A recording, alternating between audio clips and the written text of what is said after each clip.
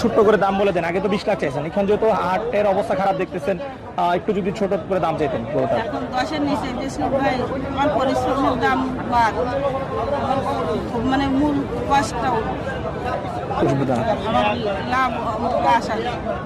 ওর full body weight আছে 38 মণ।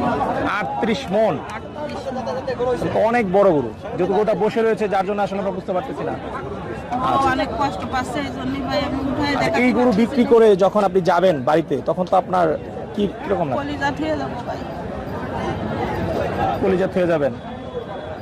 কলিজা থেকে যাবো। কারণ হলো আমার সন্তানদের ডাকলেই তো ডাক শুনে, সে হয়তো বা রাগান্বিত হয়েও এক সময় বলে, কিন্তু ওরা ডাকলেই ও ডাক শুনতে কোনো সময় রাগান্বিত হয় না। আচ্ছা আচ্ছা আচ্ছা, আচ্ছা আমরা বুঝতে পারছি আপনার অনেক কষ্টে আদর যত্ন লালন পালন করে এই গরুটি। আমরা দোয়া করি আপনি যেন আপনি সঠিক মূল্যে এই গরুটি বিক্রি করে যেন বাড়ি থেকে সুন্দর মতো ঈদ করতে পারেন, সে প্রত্যাশা রেখে বিদায় নিচ্ছি। ভালো থাকবেন, ধন্যবাদ।